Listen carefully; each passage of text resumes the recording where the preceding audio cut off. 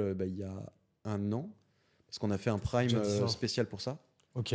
2022, ouais, puisque du coup c'était 15 novembre 2012, donc c'était autour Ah, mais de on est novembre. combien là? Ah oui, non, on est fin novembre là. Putain, je sais Ouais, jamais de quelle date on donc est. C'était il y a pas longtemps. putain, Ouais. je sais même pas à quelle date on est, c'est vrai, je suis tellement Peut-être perdu. 28 ou 29, un truc comme ça. On a Non dû fêter les 12 ans du coup il y a pas ouais. très longtemps.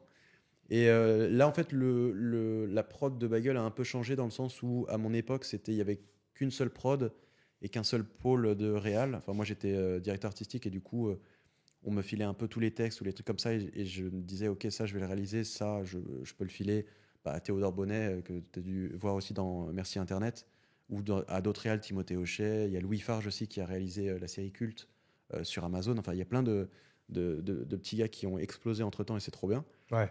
Mais du coup c'était très centralisé. Aujourd'hui Bagel maintenant il y a la prod de Hot Ones, il y a la prod de Fleur Bleue, la Ah prod oui, Hot One, c'est avec Kian Kodanji. C'est vrai que c'est c'est ça. Bagel. Ouais. Il y a plein de, il y a plein de, il y a plein de prods. C'est plus un modèle un peu à la Golden Moustache, qui avait plusieurs prods. Il y avait la prod enfin, il y avait qu'une prod, mais il y avait plusieurs entités. Il y avait l'entité sur i4, il y avait l'entité, enfin, il y avait plusieurs petites entités au sein de Golden Moustache. Là où Bagel, c'était vraiment un collectif où il y avait 10, 12 talents, et c'était toujours les mêmes. Là, ça a changé aujourd'hui où il y a le programme de Kian, le programme Fleur Bleue, le programme de Bertrand Huskla aussi. Ouais. T'as Je t'avoue que t'as je plein de regarde trucs. plus la télé, donc j'avoue que je suis plus du tout. Parce que tu vois, pour moi-même, Hot Bah, Ones, là, moi c'est je le mate sur YouTube, tu vois, par Ah oui, exemple. là, tout ce que je disais, c'était uniquement YouTube. Ah, c'est uniquement sur Ça YouTube. doit Ok. être diffusé sur Canal aussi parce qu'il doit pouvoir Il y s'y a moi, retrouver. ouais. Mais et puis surtout maintenant, en fait, la différence aussi avant, c'est que avant, il pouvait pas y avoir de placement produit. Maintenant, il peut y en avoir. Ouais. Enfin, avant, nous, quand on a commencé le Studio Bagel, les 4 premières saisons, on n'a fait aucun placement sur le Studio Bagel parce que c'était pas bienvenu et puis c'était pas encore vraiment. On a fait une seule OP avec Orangina pour faire un court métrage qui s'appelait Mission 404. Je me rappelle. Voilà, qui était trop cool à faire. Et c'était un truc avec Golden Moustache et avec Bagel, mais on ne faisait pas encore de sponsor. Et du coup, quand Canal a repris, il disait vu qu'on ne gagne pas des sous puisqu'il n'y a pas de sponsor, il faut que ça soit d'abord sur Canal. Aujourd'hui, il peut y avoir des sponsors, donc je pense que par exemple Hot Ones, c'est d'abord diffusé sur YouTube. Peut-être que Canal l'utilise après, mais c'est d'abord sur Ouais, ouais. YouTube parce qu'il peut y avoir des sponsors. Il y a McDo là qui a fait un truc avec Hot Ones, donc ça permet Ah, quand j'ai même même pas vu, c'était avec quel épisode? d'équilibrer. Vu qu'ils ont sorti les sauces Hot Ones, ils ont dû faire un épisode avec NASA, je crois. Ah, je l'ai pas vu en encore sponsor, celui-là. ouais. Ok. C'est très cool aussi. Mais Du coup, c'était pas du tout la guéguerre avec Golden Moustache, non? Vous étiez tous potes, hein? non, en fait, c'était la guéguerre avec les gens au-dessus, les producteurs, je pense, Ouais. qui se tiraient un peu la bourre. Mais nous, on était potes avant et pendant et toujours après. Et du coup, nous, ça nous faisait plus rire. Et puis, si tu regardes bien, il y a eu plusieurs feats. Moi, j'ai fait des petites apparitions dans les vidéos du Suricat. Dans le fantôme de merde, on me voit à un moment donné, je fais le con avec une Ah, chaise, mais je oui. fais un fantôme. Le Suricat, c'est quoi? C'est Julien Josselin, tout ça et tout? C'était ouais, Julien Josselin à l'époque, Jules Fou, Raphaël Descraques, Vincent Tirel et Flaubert pour la saison 1. Ah oui, et Flaubert, Euh, c'est celui qui écrit. Il est très fort, lui, en écriture pour faire des punchlines, trucs comme ça et tout, hein. Ouais, Ouais. c'est ça. Flo, il a fait, entre-temps, il a fait le Floodcast, il a fait son premier film aussi, Nous les Leroy. Ouais. Il a fait plein, enfin, il a écrit sur Bloqué, il a écrit sur le Il a fait plein de Flambeau, trucs je avec crois. McFly et Carlito aussi, je Oui, crois. oui, c'est ça, ouais. Enfin, il a fait plein de trucs. Mais du coup, ouais, sur i4, c'était ça. Et ouais, chacun faisait déjà des petites apparitions. Nous, quelquefois, on avait des gars qui venaient chez nous. Enfin, entre nous, il n'y avait pas de. Ouais. Il y avait T'es pas pas de nostalgique, toi, de cette époque, en fait, qui avait l'air un peu. En fait, c'est vrai que c'est l'époque où il y a encore, on sent que c'est. Enfin, déjà, tout le monde est méga Ouais. jeune. Mais tout le monde commence à être un peu célèbre, commence à avoir de l'oseille, avoir tout ça et tout. En fait, c'est encore sur la pente, on va dire, montante. Ouais. Est-ce que du coup, enfin, je sais pas, maintenant, forcément, c'était 10 ans se sont passés, hein, c'est une autre période qui est sûrement aussi cool. Mais du coup, comment tu le ressens, ça? Alors, il y a une part de nostalgie parce que c'était trop cool de te dire t'arrives le lundi, tu proposes des idées que tu as eues dans le week-end, tu rigoles avec tes potes, tu montes des trucs quand tu diffuses. Ça marche quand même pas mal parce que il y a beaucoup de gens qui regardent, les gens apprécient et tout. Et tu rigoles tous les jours et tu fais des horaires improbables et tout. Donc j'ai cette nostalgie-là. Après, je sais que ça n'aurait pas pu durer parce qu'en fait, justement, ce que je disais, on faisait des horaires de. Enfin, moi, je dormais. On diffusait souvent le dimanche. Et moi, il m'arrivait souvent de faire des nuits blanches, de dormir sur le canapé en face du salle de montage de Bagel on- parce qu'en fait, on voulait trop en faire à chaque fois. Et aucun regret là-dessus, mais c'est juste que du coup, j'avais très peu de vie sociale. Je dormais très peu et tout le monde dormait très peu, que ce soit à la prod, enfin, à tous les niveaux. Et du coup, c'était trop bien, une putain d'aventure, mais à un moment donné, on commence à vieillir et du coup, on commence à ne plus avoir trop la force pour ça. Ouais. Et aussi, moi, au bout d'un moment, au bout de 4 ans, 5 ans de Studio Bagel, j'ai commencé à me dire, je tournais un peu en rond artistiquement parce que je rentrais dans un confort où quoi que je fasse, ça va être très prétentieux, mais c'est très factuel. Quoi que je fasse, ça marchait. Et quoi que je fasse, les gens appréciaient, dans le sens où, même quand on faisait. Là, je le dis dans le sens où c'est ce qui arrivait, mais moi, au plus profond de moi, il y avait des trucs, je savais que c'était pas bien, mais ça marchait quand même parce que les gens étaient tellement fans que même quand on faisait un truc un peu moyen, ça marchait, les gens appréciaient. Et du coup, au bout d'un moment, j'ai commencé à me dire, c'est moins marrant parce que euh, on, c'est un risque de devenir moins exigeant, de rentrer dans un confort, à se dire bon bah voilà, on rigole avec les copains, on est bien payé, on fait des trucs où ça marche. Et artistiquement, au bout d'un moment, je tournais un peu en rond parce que je me disais je fais un peu toujours la même chose. Et c'est à ce moment-là que je me suis dit ok, je vais un peu m'écarter de Bagel, je vais calmer le rythme. Donc j'ai quitté Canal à ce moment-là. Parce que là, à ce moment-là, en fait, t'es canal, mais t'es quoi? T'es prestataire ou t'es en CD carrément ou t'es Ah non, non, moi j'étais, on va dire prestataire. J'étais pas employé de Canal Ouais, parce que ok. je voulais garder ma liberté de pouvoir faire des trucs à côté. Mais t'avais la carte, quoi. Mais ouais, oui, j'avais la carte Ouais. sans problème. Et en soi, je voulais être libre pour faire des trucs à côté. J'en ai fait quelques fois, mais la plupart du temps, c'était Studio Bagel parce que c'était juste trop bien de faire ça. Mais au bout d'un moment, mais après, c'est comme tu vois, moi j'ai eu un cycle où j'ai fait beaucoup de télé. Au bout d'un moment, j'ai commencé à en avoir marre parce que artistiquement, j'étais pas assez libre, mais surtout parce que je faisais toujours la même chose. J'ai fait beaucoup de clips, même chose. Je me suis dit, bon, c'est bon, je fais toujours la même chose, j'ai Et tout compris. ça, c'est via ta boîte IDZ ou c'est via En toi fait, là? la plupart du temps, c'est via ma boîte. À partir du moment où il n'y a pas de boîte de prod, je le fais avec ma boîte. Mais si c'est par exemple, tous les clips, c'était avec ma boîte. La télé, c'était avec ma boîte. Parce que T'as c'est des salariés, toi, dans la boîte en plus. Oui, c'est ça. Ouais. Parce que c'est la chaîne qui contacte directement. En pub, si c'est une boîte de prod qui me contacte, je bosse avec la boîte de prod. Ok. Si c'est la marque qui me contacte, je dis, bah, moi, j'ai ma boîte de prod. Moi, forcément, je préfère bosser avec mes équipes parce que c'est mes équipes et parce que j'ai un peu plus la main dessus et puis parce que on se connaît par cœur. C'est vraiment la Dream Team depuis plus de 10 ans. Maintenant, s'il y a une boîte de prod, il y a des boîtes de prod avec qui j'ai bossé, avec qui ça s'est très bien passé. Ce que vous avez fait pour Kaizen, par exemple, là, c'est ta boîte de prod qui. Ouais, c'est ça. Ok. Totalement. Et donc, du coup, c'est-à-dire qu'après Bagel, en fait, là, bah, t'es un chef d'entreprise, mais slash créateur, réalisateur, Ouais. qui va du coup travailler pour des clients, en fait. Ouais. Que ce soit Prime, TF1, Canal, Ouais. M6. C'est juste qu'après, du coup, tu peux bosser pour n'importe qui, en fait. Ouais, c'est ça. Et c'est ça que là que tu as fait en fait depuis Oui, 4-5 ans. en Quoi. tant que réal, il y a très peu. Enfin, ça existe quasiment plus. À une époque, en pub, tu avais des agences qui te faisaient signer des exclusivités où tu pouvais pas aller bosser ailleurs. Je crois que ça n'existe plus. Moi, en tout cas, ça n'a jamais été mon cas. Donc, je me suis toujours dit, il faut pas que je me ferme des trucs. Il faut que je puisse bosser avec qui je veux. Et du coup, ouais, tu peux bosser. J'avoue que j'ai pas trop compris la question, mais je sais pas si. Non, en fait, je disais, en fait, du coup, au début, quand tu étais là, tu travaillais pour le studio Bagel, Ouais. tu faisais que ça de ta vie, en fait. T'étais à plein temps, quoi, quasiment. J'ai fait quelques petits trucs en parallèle. J'ai dû faire un ou deux clips en parallèle et une ou deux pubs en parallèle. Mais à choisir à chaque fois, entre les projets qu'on me proposait à côté et le studio Bagel, j'étais famille studio Bagel parce que trop bien. Ok, et donc, du coup, là, c'est là, à ce moment-là où tu quittes Canal. Ouais, Donc, tu as ta boîte, tu peux. 2016, ouais. Donc là, tu peux travailler, bon, comme on disait, du coup, Ouais. pour les autres, grosso modo. Et là, tu reviens, toi aussi, un peu à tes premières amours. Tu montes ta chaîne YouTube, il y a quoi? Il y a 2-3 ans? Alors ça s'est fait. En fait, 2016, j'arrête un peu Canal. Je rentre un peu. Il y a une petite période de dépression pour plein de raisons où je décide de moi-même d'arrêter ça parce que je me dis, je tourne un peu en rond, j'ai envie de tenter des choses un peu différentes. Mais forcément, la transition, elle est un peu hardcore parce que tu passes de tout est facile pour toi à tout d'un coup, c'est plus compliqué. En fait, tu passes de non pas qu'à l'époque j'étais prétentieux, etc., mais il y avait une réalité qui était que on était un peu les rois parce que on faisait des blagues, on était payé pour et ça marchait. Et du coup, on était dans un truc un peu entre nous à se dire, ouais, tout est facile en fait. Ouais. Et quand tu sors de ce truc-là et que j'ai commencé à me dire, j'ai envie de me mettre un peu en danger, j'ai envie de tenter mon premier long métrage, j'ai envie de tenter mes premiers projets perso, des trucs comme ça, tu te rends compte que c'est pas aussi facile. Surtout quand tu es quelqu'un de l'ombre et que t'es pas devant la caméra où les gens te connaissent. C'est aussi pour ça que moi j'ai essayé de me montrer un peu plus. Et je me suis dit, il y a ici des gens qui travaillent derrière qui ont du talent, quoi. Donc il y a eu une petite période un peu de remise, de se retrouver un peu, qui a fait du bien de fou, qui n'était pas agréable sur le moment, mais qui fait un bien de fou parce que ça te calme et surtout ça te recentre. Et du coup, après, ouais, j'ai commencé à faire des petits trucs. En fait, j'ai pas, tu vois, là on parle de 2016 et moi, ma chaîne, ça fait vraiment peut-être depuis 2021 que j'ai commencé à prendre le truc au sérieux. Donc entre-temps, j'ai fait un peu de tout. J'ai fait quelques pubs. J'ai fait une série avec JQ, amateur en Thaïlande, que j'ai kiffé faire. avec. Ah, mais c'est pas avec l'ancien de Koh-Lanta? Avec Alban, ouais. Ouais. Produit par Sarah Gélin, qui était une ancienne de Studio Bagel. Et on a fait 2 saisons et c'était trop bien. Donc j'ai une période où j'ai j'ai essayé pas mal de petits trucs très différents.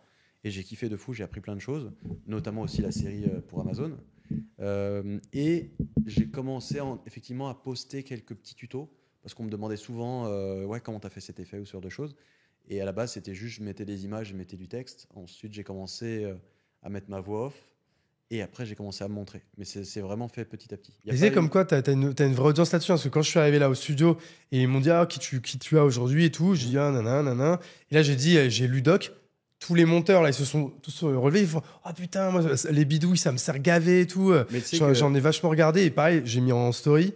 Et tous mes potes qui aiment le montage, la vidéo ou quoi, ils m'ont tous dit, oh, Ludoc, trop stylé et tout. Enfin, tu vois, t'as une vraie aura pédagogique dans ce milieu. C'est très drôle parce que je me rends compte petit à petit que le monde des jeunes vidéastes me connaît effectivement soit par les bidouilles, parce qu'il y avait le côté, moi c'est ce que je vendais, je disais vraiment c'est mes bidouilles, j'ai essayé d'instaurer ce mot, parce que c'était c'était un challenge au Studio Bagel, c'était même un challenge des différents créateurs, parce que je me souviens encore d'un script de Kemar qui écrivait voilà, là l'équipe est dans un hélicoptère, entre parenthèses bidouille de Ludoc, parce qu'il savait qu'il pouvait tenter un truc et que moi je trouverais toujours une bidouille pour le faire, donc c'était devenu ma marque de fabrique. Et du coup, évidemment, j'ai commencé à faire des tutos. Et je pense que comme moi, qui a été inspiré par des gens qui faisaient des vidéos quand j'ai débuté, je me disais, putain, si eux en sont capables, je dois en être capable. Je pense qu'aujourd'hui, il y a peut-être des jeunes qui se sont dit, bah, si ce couillon avec ses vidéos, il en est capable, j'en suis capable. J'ai fait aussi un livre, un manuel pour apprendre à être vidéaste, donc je pense que ça parle beaucoup. Et le truc qui est trop drôle, c'est que souvent en soirée, alors quelquefois on me reconnaît, mais souvent en soirée, ceux qui me reconnaissent, c'est les gens qui sont en train de filmer ou prendre des photos de la soirée, plutôt que les invités eux-mêmes. Parce qu'en effet, il y a un truc où je me rends compte que chez les vidéastes, chez les monteurs et tout, mon nom, comme le nom d'autres réals et d'autres gens aussi de métiers de l'ombre, a beaucoup circulé et a inspiré. Ah, forcément. Et globalement, l'aventure Studio Bagel et l'aventure Golden Moustache, pour arrêter de tout mettre sur moi, mais je pense que Studio Bagel et Golden Moustache a aussi inspiré beaucoup de jeunes vidéastes, parce qu'il y avait un truc un peu produit qui touchait un peu les jeunes à l'époque. Et du coup, que ce soit moi, que ce soit François, que ce soit d'autres personnes dans l'ombre, parce qu'il y a aussi beaucoup de copines productrices qui ont inspiré, à mon avis, beaucoup aussi, et j'espère, de meufs sur la partie prod et tout, comme des Vanessa Bria, des Sarah Gélin qu'on disait pour amateurs, même des Clara Lesage. Clara, elle était stagiaire au Studio Bagel, et maintenant, elle est prod et même la patronne de Unfold, qui est la boîte de prod de Squeezie, qui fait tous les trucs de Squeeze, de Hugo Décrypte, MyFly Carito et compagnie. Donc, je pense que cette génération des gens derrière la caméra de Moustache, enfin de Golden et de Bagel, a inspiré beaucoup de gens, et forcément moi un peu aussi. Ah ouais, clairement. Mais c'est vrai que du coup, moi, ça fait, encore une fois, ça fait longtemps que je te connais parce que je suis toujours intéressé, moi, plus que à la production vidéo, en fait, à cet écosystème de création, d'abord YouTube et après même à la télé ou quoi. Enfin, ça m'a toujours intéressé comment on passait d'une création d'audience à vraiment à tout le travail sur l'écriture, le montage, tout, même si j'y connais rien, tu vois, au logiciel ou autre. Ça m'a toujours interloqué. Et c'est vrai que j'ai halluciné quand j'ai fait la story ou quand j'en parlais autour de moi, que j'allais te recevoir, que en fait, tout le monde te connaissait en fait dans cet écosystème. C'est intéressant de voir comment les gens me connaissent, parce que toi, par exemple, tu connais surtout peut-être via Bagel. Via Bagel, ouais. En fait, moi, je vois à chaque fois, c'est très drôle parce que... Bagel, et après, je n'avais pas entendu parler de toi depuis longtemps. Et je pense que ça va être une bonne transition, parce que ça va être le sujet qui va être juste après. Ouais. C'est qu'après, moi, j'ai réentendu parler de toi avec ton docu sur la Corée du Nord. Ce que j'allais dire, c'est que moi, ce qui est drôle, c'est que les gens me connaissent par vague, où à l'époque, c'était « je suis le réal du Studio Bagel ». À une époque, j'étais le pote de Natou, parce qu'on faisait toujours des voyages où je réalisais des trucs avec elle. Ensuite, j'ai été le réal d'amateur. Ensuite, les bidouilles, le gars qui a fait un manuel. Là, plus récemment, c'est le gars qui est parti en Corée du Nord. J'espère que prochainement, ça sera le gars qui a permis l'arrestation d'un prédateur, parce que c'est le dernier projet. Mais c'est assez drôle de voir comment les gens te connaissent. Ou quelquefois, c'est via Bagel, via le manuel. Il y a des gens qui ont acheté mon manuel et qui m'ont découvert comme ça. Ouais. Moi, je te connaissais pas avant, j'ai découvert ton manuel, je me suis intéressé, et du coup, je t'ai découvert. Trop bien. Et c'est trop intéressant et je me dis, c'est cool dans une carrière de dire les gens ne te connaissent pas uniquement parce que tu as fait un seul truc. En fait, ça m'aurait fait chier de me dire pendant toute ma vie, les gens se disent c'est le réal du Studio Bagel. Ouais. C'est trop cool, mais c'est chiant parce que tu te dis j'ai fait d'autres trucs entre temps. Oui, surtout si t'arrêtes en 2016, quoi. Ouais. qu'il y ait des gens qui soit me connaissent parce que, comme tu disais, monteurs ou autres qui sont fans de ce métier, qui ont envie d'en faire leur métier, qui peuvent me connaître via le manuel ou via mes tutos. Mais je trouve trop cool aussi des gens qui peuvent me connaître via le bagel ou via la Corée du Nord ou via d'autres trucs. Ouais, carrément. Mais, du coup, c'est la meilleure transition. Transition. Parce que franchement, ce truc de la Corée du Nord, bah, en vrai, on a tous déjà vu des docus de mecs qui sont partis en Corée du Nord et qui ont un peu documenté ça. Donc, on voit d'ailleurs que à chaque fois, c'est la même chose parce que c'est le même programme. Ouais. Mais du coup, vas-y, et toi, moi, encore une fois, ce qui m'intéresse, c'est comment, à un jour, à un moment donné, tu as l'idée et comment, en fait, tu le fais et t'en fais un contenu qui est incroyable. Parce que franchement, t'as quoi? T'as au moins 1 heure de contenu là-dessus. Ouais. C'est quoi? C'est 3 fois 20 minutes, un truc comme ça, non? Le premier, pareil, comme je disais au début, c'est je monte en fonction. Donc, à la base, je voulais en faire 2 épisodes. Et quand je commence à arriver au premier, à me dire, oh, putain, je suis à 15 minutes, bon, bah, je ferai 3 épisodes. Donc, en fait, le premier, il est à 15, le deuxième, il doit être à 22, et le troisième à 28. Il n'y a aucun équilibre parce que, comme je disais, moi, j'écris, je monte. T'as fait au fur et à mesure, quoi. En avançant pour que ça. En fait, je veux pas me limiter, je veux pas écrire mon script et me dire, bon, bah, le script, il est comme ça. 28 minutes, on sent qu'en fait, tu disais, bon, je vais peut-être pas faire un 4e épisode quand même, je vais tout mettre là-dedans. Ouais, il y a un peu de ça, franchement. Mais c'était plus en mode, moi, on m'a tellement dit pendant toute ma faible carrière, la musique du clip, elle dure 3 minutes, donc ce sera 3 minutes. La pastille pour le grand journal, elle dure 2 minutes, donc c'est 2 minutes. On m'a toujours fixé un temps que là, le bonheur de dire, vas-y, je veux raconter mon truc, ne rien supprimer, et sans qu'il y ait de trop, rester à l'essentiel, mais quand même. Donc, effectivement, il n'y a aucun édito ça peut. Enfin, tu vois, 3 épisodes, il y en a un de 14 et un de 28, donc ça n'a aucun sens. Mais et donc, comment tu passes de l'idée à l'action et à la création du contenu? Alors, déjà, à la base, j'avais pas du tout prévu d'en faire une vidéo. Déjà, je pars en mai 2015.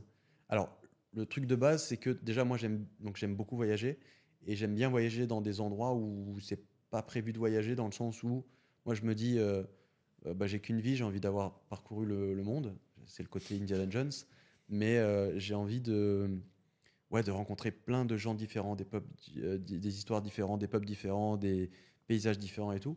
Et surtout de perdre un peu mon confort de parisien ou de mec qui bosse et qui gagne bien sa vie. J'ai envie de me retrouver,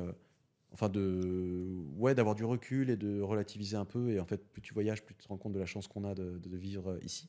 Alors, il y a plein de choses à revoir en France, mais tu vois, Corée du Nord, j'ai vu la Corée du Nord, je suis allé au Bangladesh voir les Rohingyas, j'ai fait le Népal, vraiment, on est très chanceux d'être ici. Et bref, donc ça fait partie, moi, de mon truc de me dire j'ai envie de voyager dans des zones un peu compliquées. Sort le film The Interview avec James Franco et Seth Rogen qui, en 2014, qui raconte l'histoire donc un animateur télé et un producteur qui sont invités par Kim Jong-un parce qu'il adore leur émission et dit venez m'interviewer. Et du coup, le FBI en profite en disant à l'animateur et au producteur vous allez en profiter pour le tuer. Donc ça, c'est l'histoire du film qui est cool. Le film est cool. Mais surtout, tout ce qui s'est passé autour, ça a été que quand la bande-annonce est sortie, le vrai Kim Jong-un a vu la bande-annonce et a dit mais en fait, on ne peut pas faire un film qui promouvoit l'assassinat d'un dirigeant d'un pays.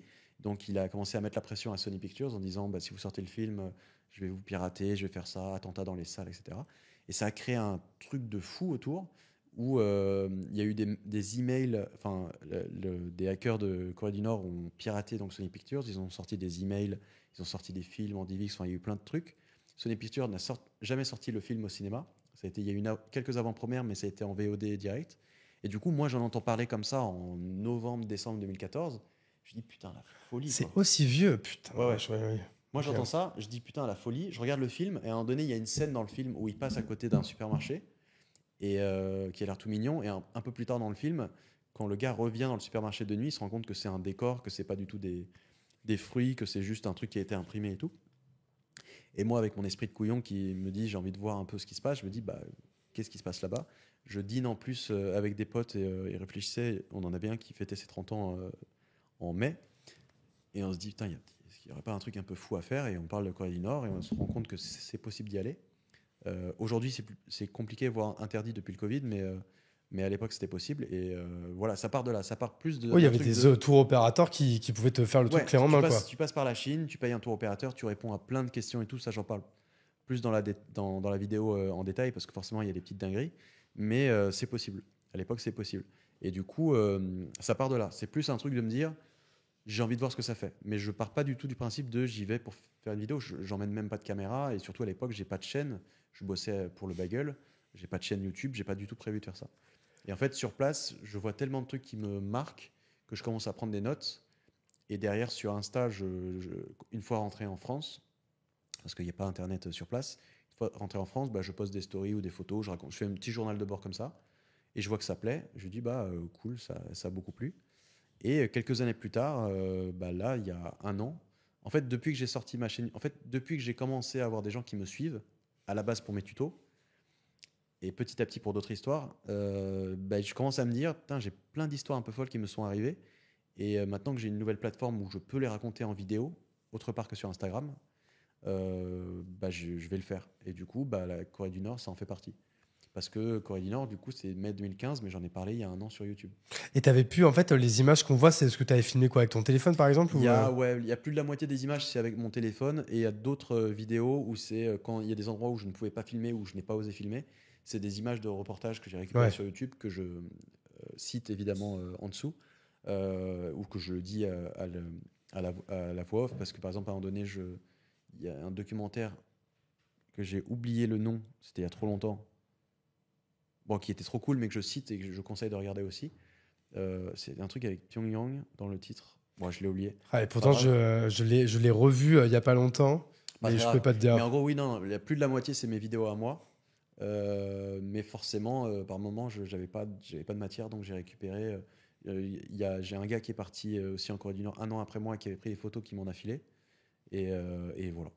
Mais c'est ça, hein, que les gens puissent aller regarder. Hein, vous tapez Ludoc Corée du Nord, Ouais. vous tomberez sur du coup la série de 3 vidéos, mais c'est vrai que c'est plutôt très bien fait. Et pareil, là, en termes de narration, je sais plus si on voit ta tronche ou pas, ou si Ouais, si c'était juste en voix off. Hein. je monte ma tête par moment parce que en fait, quand on voit ma tête, ça veut dire que je n'ai rien d'autre à montrer. Ouais, ouais, c'est ça. Et du coup, comme il y a des moments où j'avais vraiment.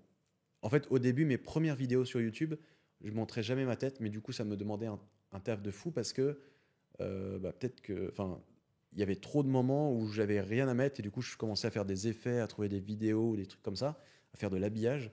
Et ça me prenait trop de temps, donc je me disais, c'est dommage. Alors que la plupart des copains, 70% de leurs vidéos, ils sont face caméra et du coup, le reste, c'est quand même plus simple à monter. Et, euh, et du coup, là, effectivement, on me voit quelques fois. C'est parce que j'avais pas de choses à montrer à Et l'image. où est-ce que tu l'as tourné? Parce que je me rappelle que dans le. En fait, tu vois, je me suis fait la remarque que le spot où t'es, enfin, c'est taffé au niveau des lumières, des machins Ouais, contre les meubles et c'est tout. chez moi. Moi, j'habite dans un petit studio sous les Mais c'est toits. toi ouais, qui a fait tout le setup et Ouais, tout. On sent qu'il y a eu du taf. Hein. j'ai déplacé mon lit et tout. J'ai même utilisé de l'IA parce qu'en fait, c'est un plan fixe et en fait, on voit mon toit. Ouais, exact, ouais. Et du coup, en fait, je l'ai sélectionné, je l'ai supprimé pour donner l'impression que c'est plus grand. Ok. Mais et encore, ce qui est drôle, c'est que alors c'est pas forcément le Corée du Nord, j'étais un peu plus en confiance, mais mes premières vidéos, c'était pareil dans ma chambre et je mettais très peu de lumière parce que j'étais pas du tout à l'aise pour me montrer. Et en fait, tu vois dans l'évolution de mes vidéos qu'au début, c'était très peu éclairé et que petit à petit, je commence à prendre confiance et à me dire, ok, ça va. Parce qu'au début, moi, à la base, j'aimais pas ma voix. Je commence à l'accepter. Pourtant, t'as une vraie patte, hein. Franchement, moi, j'aime bien. Hein. Parce que j'ai appris à la Ouais. poser et à l'accepter aussi. Et au début, j'aimais pas ma tête. Je me disais, putain, je mal coiffé. J'ai des cernes de fou de l'époque bagel où je dormais sur le canapé. Je me disais, je peux pas me montrer. Donc, je m'éclairais très, très peu. Et petit à petit, c'est pas que j'ai commencé à m'accepter, c'est que ce plus je m'en fous. Parce que je me souviens encore de mes premières vidéos quand je me filmais, c'était vraiment j'appuie sur rec, je regarde, ah putain, je brille et tout. Là maintenant j'ai un studio et maintenant j'appuie sur un bouton, je me filme et voilà, si je suis mal coiffé, si je brille un peu, j'ai appris à m'en foutre en fait. Et t'as pas une bidouille pour être beau gosse sur le truc, Non, là? non, j'ai un mini plugin qui permet quelquefois de lisser qui s'appelle Cosmo. Nivea. Cosmo Niwa, mais non, c'est avec Magic Bullet, c'est un plugin sur Premiere et c'est un truc Cosmo et en fait tu mets la pipette sur ta peau et ça lisse un peu. Ah, c'est gaulerie. Mais ça n'enlève pas les cernes, c'est juste ça lisse un peu et en fait ça change pas grand chose que je mettais à une époque et maintenant que j'arrête de mettre parce qu'en fait ça consomme trop en rendu, c'est trop long et surtout Ouais. en fait c'est vraiment j'ai appris à m'en foutre. Ouais, C'est-à-dire non, que, mais il faut, hein. ouais j'ai des cernes, ouais je me fais vieux machin et tout, bon bah c'est pas très grave mais tes premières vidéos quand tu te montres t'as tellement d'appréhension là-dessus que en fait et moi qui suis vraiment attaché à une exigence sur l'image en mode faut que la lumière soit belle et tout, je me disais putain si tout est beau mais qu'il y a juste ma gueule de queen qui est horrible, Ouais, je c'est comprends, quand ouais. même dommage. Mais maintenant, ouais, en fait, je me dis le plus important, enfin, il y a que moi qui le vois, et au pire, si les gens se disent il est fatigué, j'ai reçu un message ce matin dans mes commentaires qui est génial. qui me... Attends, faut que je retrouve, ça m'a fait mourir de rire. Vas-y. Parce que ça part d'un bon sentiment. Est-ce qu'au passage, tu peux juste me dire l'heure aussi que je sache qu'on Il est est à... 15h34. On est bon. Alors attends, je vais te le retrouver vite. Ah, vas-y, t'inquiète. Je suis sur une 3G défectueuse. Ah merde, en vrai... T'inquiète. Je vais essayer de m'en souvenir, mais c'est en gros un commentaire qui était tout gentil et qui terminait par... et en plus, ta barbe mal taillée, ça donne vraiment un style et tout. J'étais en mode... J'ai pas fait exprès. Enfin, tu sais, mais il le sous-entendait comme si j'avais fait exprès. Il disait, bah non, c'est juste, je sais pas tailler ma barbe ou je l'ai très mal fait et tout. J'ai trouvé ça trop drôle. Mais je m'en fous, tu vois. Il y a peut-être 1 an, 2 ans, quand je me suis lancé, je me serais plus dit, ah putain, à chaque fois que je fais un face cam, il faut que j'aille chez un barbier ou une connerie comme ça. Attends, je m'en fous, c'est en mode, tant pis. Enfin, le plus important, c'est l'histoire, c'est la narration, c'est pas trop grave ça. Et du coup, tu vois, maintenant, par rapport, pour revenir un peu sur la partie un peu docu, parce qu'il y a aussi celui sur le Kilimandjaro. Donc là, alors tu vas me dire, je l'ai pas vu, donc j'invente complètement. Kilimandjaro, c'est même C'est quoi le chose. pitch? C'est toi, des potes, vous partez au Kilimandjaro et vous faites le trek pitch, et tout? Le pitch, c'est pareil. C'est à la base, on part pour vivre le truc. J'emmène aucune caméra. Je filme avec mon téléphone, mais pour poster des stories et tout. Et en fait, ce qui se passe, c'est qu'on commence à avoir des couilles de plus en plus. Et il y en a un qui finit par abandonner. Moi, le premier jour, je tombe dans une grosse maladie. J'ai failli abandonner. Et en fait, plus ça va, plus ça part en couille. Et à la fin, on a un pote qui a commencé à perdre la mémoire une fois qu'on était au sommet. Non. Et qui a dû être redescendu avec bouteille d'oxygène parce qu'il était en œdème pulmonaire, enfin œdème cérébral. Et du coup, à ce moment-là, moi, je me suis dit, il faut que je prenne des photos pour l'assurance ou des conneries. On ne sait pas ce qui va se passer, machin. Et on avait commencé un peu à filmer avant parce que je me disais, voilà, ça devient. Enfin, en fait, j'avais l'image du Kilimandjaro en me disant, c'est une rando en Afrique avec un peu d'altitude, mais c'est cool, franchement. J'ai une condition physique correcte, ça devrait le faire. Et en fait, c'est pas si simple que ça. Et on a connu plein de petites galères. Et donc, au bout du 3e jour, j'ai commencé à me dire, je vais filmer un peu plutôt que de filmer en portrait pour les stories. Je vais commencer à filmer en paysage. On sait jamais, il y aura peut-être une vidéo YouTube qui va être intéressante. Et en fait, le dernier jour, quand on fait l'ascension et qu'on a autant de couilles, j'ai très peu filmé parce que j'avoue que quand il y a ton pote qui commence à partir, tu n'as pas le réflexe de filmer. Non. Donc, on s'est surtout occupé de lui. Mais en redescendant et quand il a récupéré la mémoire, en fait, il n'avait pas dormi, il y avait plein de raisons, manque d'oxygène et tout. Mais une fois qu'il est redescendu, il s'est retrouvé. Et une fois en bas, je me suis dit, putain, il faut qu'on raconte ça parce que, l'histoire est folle, et 2, il faut que les gens qui ont envie de le faire se rendent compte de la difficulté que c'est et se soient un peu plus préparés parce que nous, on y allait, on est parti la fleur au fusil en se disant, bon, bah, c'est tout con, alors qu'en vrai, après, c'est pas une question de condition physique, tu peux y aller. Y a un grand judoka français qui est mort en 2016 en le faisant parce que, pareil, embolie pulmonaire ou un truc comme ça. C'est combien de mètres le Kilimandjaro? C'est 5895, 6000 quoi, enfin 5900. Donc c'est un peu plus que le Mont Blanc. Non. Ah oui, c'est 1000 mètres plus que le Mont Blanc. Oui, parce que le Mont Blanc, c'est 4000 et quelques. C'est 4008. Ouais, donc là, le tu Mont m'as dit, Blanc. c'est quoi? C'est 5000 et quelques ou 6000 et quelques? C'est 5009, donc c'est Ok. 1100 en plus. Et l'Everest, c'est 7000. C'est 8800. Ah oui, c'est 8800, Ouais, c'est parce encore que tu plus. dépasses le 8000, c'est la zone de la mort où là, Ouais. tu respires plus quoi. Ok. Il n'y a pas assez d'oxygène C'est pour ça qu'ils finissent en bonbonne, ouais. Ouais, Ok. c'est ça. Et voilà, donc en fait, une fois en bas, je me suis dit, bon, bah, faut qu'on en parle. Et vu que j'avais très peu d'images, bah, j'ai réuni les gars autour d'une table pour qu'on raconte une semaine après notre retour. On s'est retrouvés autour d'une table et on a raconté un peu le truc chacun, comme on l'a vécu. Et après, moi, j'ai illustré avec ce que j'avais. Ouais, c'est ça, en fait. C'est que du coup, en fait, t'arrives à faire un docu. Est-ce qu'il fait combien, là, celui-là? Il fait quoi, une demi-heure, 3/4 d'heure? 35 minutes.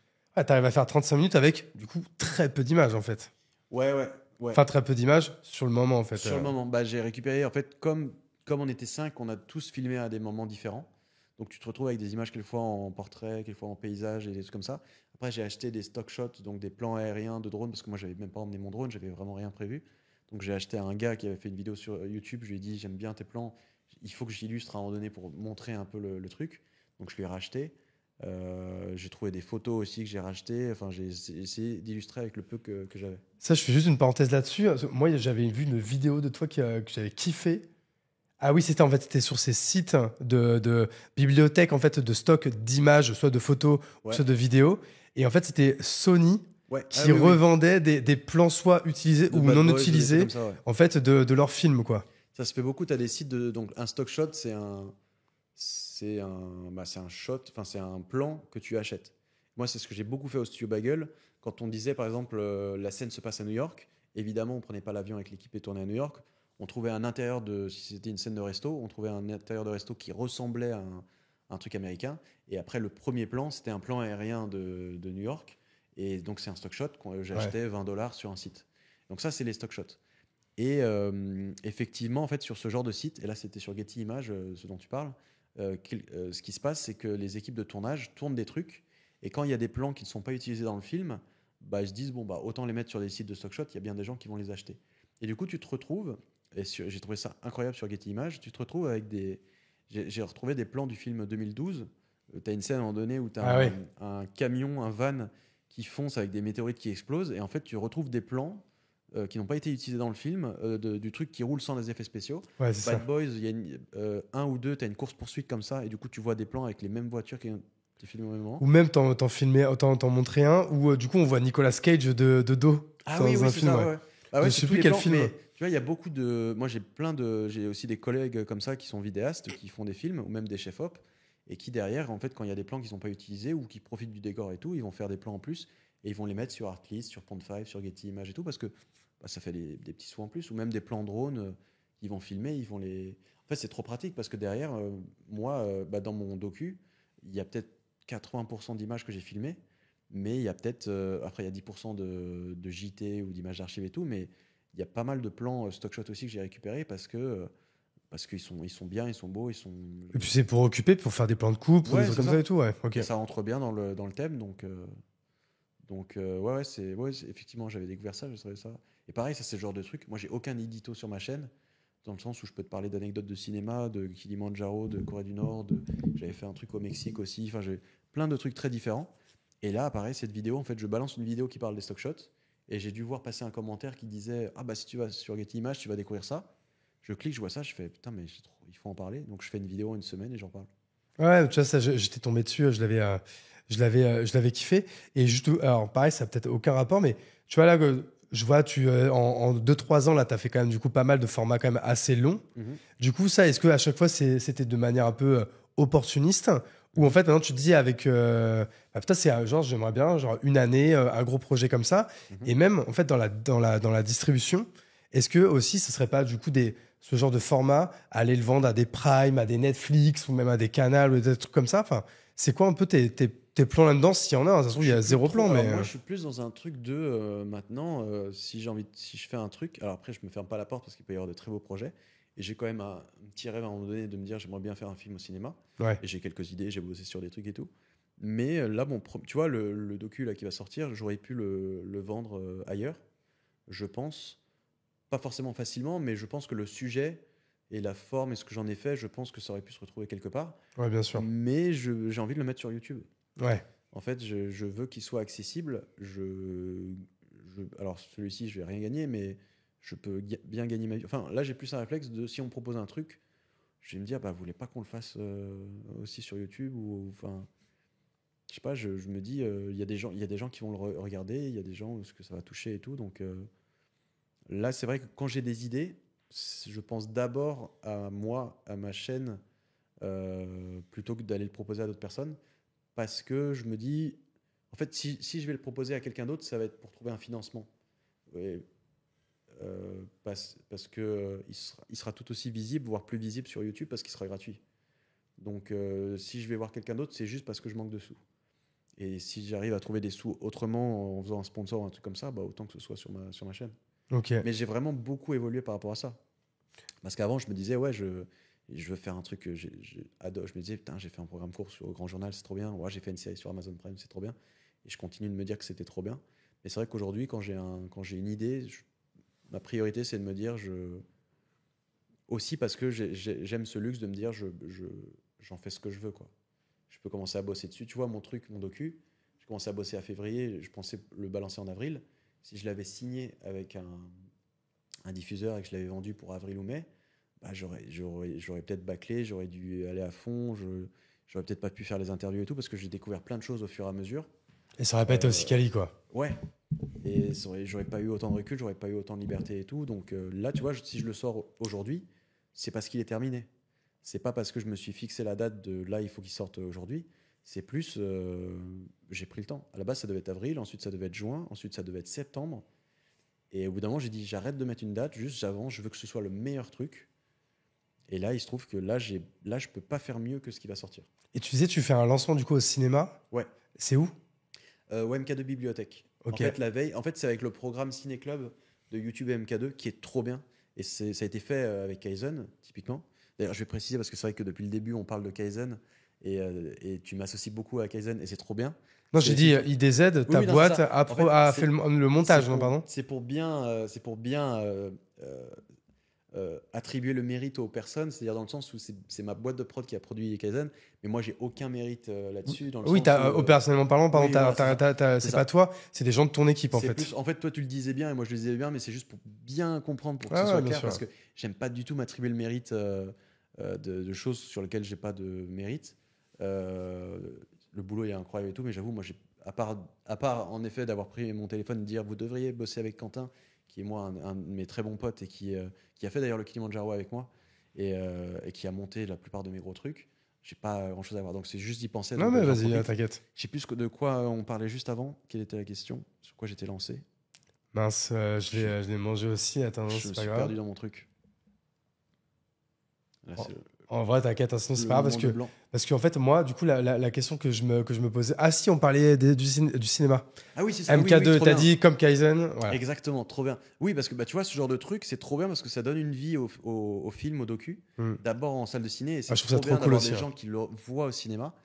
Et tout en disant, bah, le lendemain, tu vois, ça sera donc le mardi 17 décembre au MK2 Bibliothèque. Séance avant-première, donc moi j'y vais avec l'équipe, avec des copains et tout. Et le lendemain sur YouTube gratuitement. Ok. Donc, j'ai quand même eu des gens j'ai eu deux, trois personnes, j'exagère, qui ont dit ah ouais, d'accord, tu fais ça pour l'argent, d'accord, on va pas l'avoir sur YouTube. Les gars ne prennent même pas la peine de voir que c'est gratuit le lendemain. Ils se rendent même pas compte. Enfin, une avant-première, en tout cas, pour moi, ça me coûte plus cher que ce que ça me rapporte. Donc, voilà, c'est comme d'habitude des gens sur Internet qui parlent sans forcément savoir. Mais ce truc-là est trop bien et il va y en avoir, j'espère, de plus en plus. Ouais, en fait, ce qui est bien, c'est que ça peut devenir une sorte de norme. Et moi, je trouve ça trop bien comme modèle Ah oui. de distribution et enfin, de création, de production et de distribution. Moi, Qui est en fait, on va d'abord voir Mhm. recueillir les feedbacks de l'audience et Mhm. et des spectateurs directement. Après, gratuit sur YouTube. Enfin, il y a un truc hyper sain, je trouve, autour de tout ça, quoi. Moi, un de mes rêves, ce serait qu'on arrive à ramener un peu la fiction sur YouTube et qu'il puisse y avoir des petits longs métrages.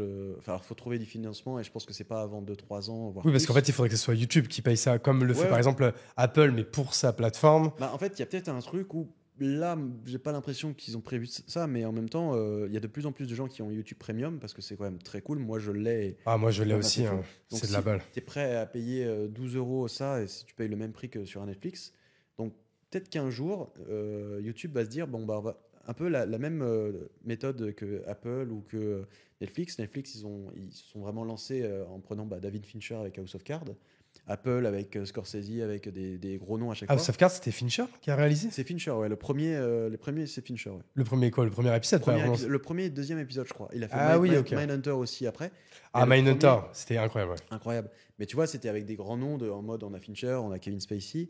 Apple, pareil, ils ont pris des grands noms au début et tout. Peut-être qu'un jour, YouTube va aller choper des grands noms. Ouais, bah forcément, il y a bien un Gus qui l'a proposé à un moment donné Ça en va peut-être board. arriver. En S'ils fait, le font pas, c'est que pour l'instant, il y a une bonne raison. je Ouais. pense que c'est pas encore bon, mais je pense, enfin, j'aimerais bien en tout cas que ça arrive au bout d'un moment où YouTube commence à financer des contenus parce que ils sont numéro un à la télé. Ils ont YouTube Premium avec de plus en plus d'utilisateurs. Et donc peut-être, en fait, imagine demain et on te dit, il y a un long métrage qui va être diffusé, mais sur YouTube Premium Ouais, moi, ça me uniquement. choquerait pas du tout, quoi. Et il y a des grands noms, je sais pas, il y a Gilles Lelouch, il y a Pierre Ninet dedans et tout. C'est réalisé par. Enfin, il faut que ce soit quand même un truc où tu te dises, j'ai envie de le voir. Ça me choquerait pas, tout comme quand tu te dis, le dernier Martin Scorsese, il est sur Apple, le dernier Fincher, il est sur Netflix. Je pense que c'est aussi un travail d'image de marque où pour le moment YouTube est encore trop dans un côté. Enfin, ça commence à changer, notamment grâce à un Kaizen par exemple. Mais j'aimerais bien, moi, qu'un jour ça arrive, et ce serait beau que moi j'arrive aussi à faire une belle fiction, un petit long, un truc comme ça, en mode. Parce que même moi, au bout d'un moment, j'ai commencé à me dire, j'ai toujours rêvé de faire un long métrage, mais mon rêve c'était de faire du cinéma, et je me disais au bout d'un moment, même si je fais un long métrage sur Netflix et tout, je consomme de plus en plus de films sur les plateformes, et je regarde plus des films sur les plateformes qu'au cinéma. Donc je me disais, si un jour je fais un long métrage, en plus avec ma façon de réaliser, ça a peut-être plus sa place sur un Amazon, Netflix, Disney ou autre qu'au cinéma. Parce qu'il y a beaucoup moins de prise de risque au cinéma que sur les plateformes. Ouais. Et du coup, ouais, sur YouTube, ça pourrait avoir de la gueule aussi. Mais là, je parle, c'est pas du tout pour tout de suite. Toi, t'as déjà ton prochain projet là? Non, en fait, j'ai des pistes. J'avais des pistes. Enfin, j'ai peut-être un prochain projet, ça va dépendre. Peut-être j'aurai un retour d'ici à une semaine. Mais j'avais quelques pistes. Et en fait, maintenant que j'ai fini le docu, je suis en train de me dire, putain, j'aime bien ça. En fait, à une époque, je me disais, il faut que je sois beaucoup plus régulier si je veux vraiment que YouTube, ça ait encore plus de sens. À base de, je voulais me dire, il faut que je fasse une vidéo toutes les 2 semaines. Mais en fait, je me rends compte que c'est pas du tout ma façon de faire. J'arrive pas avec mon exigence et surtout mon envie de raconter des histoires longues, je peux pas tenir. Enfin, en fait, ce que je fais, je peux pas le déléguer pour le moment parce que c'est vraiment ma patte à moi. Et du coup, je suis plus dans un truc à me dire peut-être que c'est une grosse vidéo tous les 3 mois, un peu comme mon docu. Là, je suis un peu. J'attends de voir déjà les retours sur le docu, un peu comment ça prend. Mais de faire un gros truc comme ça avec de l'investigation, tout en se rendant utile, parce que c'est le message final du docu aussi, c'est important de parler de ce sujet-là, d'être conseillé, de sensibiliser et tout. Si ça fonctionne et si j'arrive aussi à trouver un truc qui financièrement me dit je peux stabiliser avec d'autres projets à côté, parce que si je fais que des docus comme ça, je peux pas gagner, je peux pas aller très loin comme ça. Donc là, en projet, j'aimerais bien continuer à faire ce genre de choses. Je vais voir en fait. J'ai 2-3 vidéos et je vais voir. Je vais passer un nouvel an et on va voir 2025. Alright. Non, écoute, je pense qu'on a fait un bon tour et surtout, en fait, alors, j'ai ma montre, j'arrive pas à la mettre à l'heure. Mon portable est là-bas, donc j'ai pas l'heure. Tu peux me dire juste quelle heure il est? Alors, celle-ci, elle est bloquée aussi, donc je ne saurais même pas te dire là. 15h51, trop bien. Eh ben écoute, en plus. parce que dans 5-10 minutes, il y a ton poteau Bruno Maltor. Putain, mais oui. En plus, je lui avais dit, je vais sans doute pas te croiser et je vais complètement le croiser. Je pense que vous allez complètement vous croiser. Alors, je me rappelle plus lequel d'entre vous est pour Lyon et lequel est pour Saint-Etienne. Alors moi, je suis pour la bonne équipe puisque je suis supporter lyonnais. Ok, et donc lui... pour une équipe de Ligue 2 prochainement. Non, faut pas que je dise ça. En plus, les Stéphanois, j'ai pas de soucis. Bah, en plus, sachant qu'en plus, pour l'instant, c'est vous qui êtes plus en Ligue 2 que eux. Ouais, mais bon. tu vois, moi, c'est un de mes très bons potes. Ouais. C'est de bonne guerre, donc il y a aucune galère. Non, mais tu vois, le monde est tout petit parce que tu sais que moi, j'ai retrouvé dans mes anciens mails la première boîte que j'ai montée. Ouais. C'était il y a 15 ans. Ouais. Et en fait, ma première boîte, c'est je faisais du textile personnalisé pour les étudiants. Okay. Et mon 4e client s'appelait Bruno Maltor. C'était lui. Qui était président d'une petite asso à Marseille, dans son école de commerce. Et c'était lui. Et en fait, je l'ai retrouvé des années plus tard, en fait, grâce au réseau, parce que je crois que là, il a plus de 2,5 millions d'abonnés, toutes plateformes confondues. Et tu vois, lui, je sais pas si... Alors, je pense pas qu'il s'en souvienne, mais tu vois, ça va être l'année... Tu l'as pas encore dit ? Je sais plus si je lui ai déjà redit. C'est cool, et je suis dégoûté. J'ai essayé de retrouver les mails, les échanges. Ton truc ? Ça s'appelait School Touch à l'époque. Ok, ça me parle pas. Ah non, évidemment que non, mais... ça aurait pu, mais... Okay. C'était vraiment textile que pour les étudiants. Okay. Genre pour les assos, suite de promo. Voilà, ce genre de choses. Putain, cool. Mais c'est marrant. Et puis tout à l'heure, quand j'ai fait la story, il m'a dit ah putain, Ludoc, c'est la famille. Dis-lui aller Saint-Etienne et tout. En fait, quand t'as posté le truc, moi j'avoue, j'ai fait une nuit blanche, donc je me suis levé tard, mais il m'a posté un screenshot, il fait mec, on va au même endroit. Je fais ah bah oui, trop drôle. Ouais, c'est cool. Ouais. Mais tu vois, comme quoi le monde d'internet est un tout petit monde.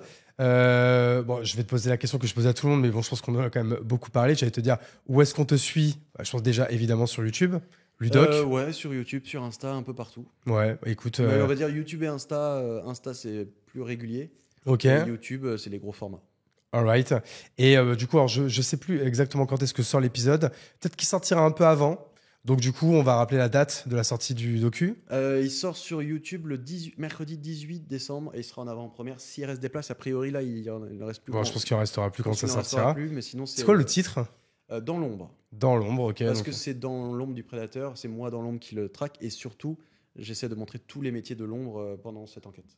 Ok, bah écoute, en tout cas, hâte de voir le résultat. Et puis alors, du coup, moi, je vous conseille vraiment d'aller voir sur le doc. En fait, déjà, non, moi, franchement...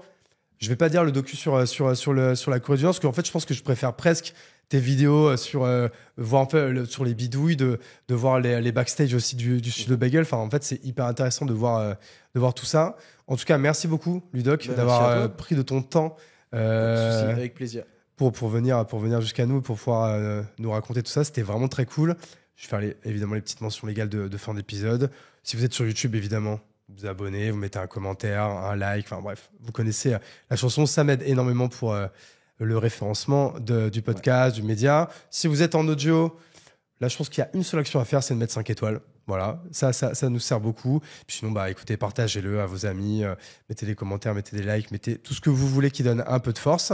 Merci à vous, merci à Ludoc. Merci et puis, à je vous dis à très bientôt dans La Chapelle Radio. À une prochaine. All right.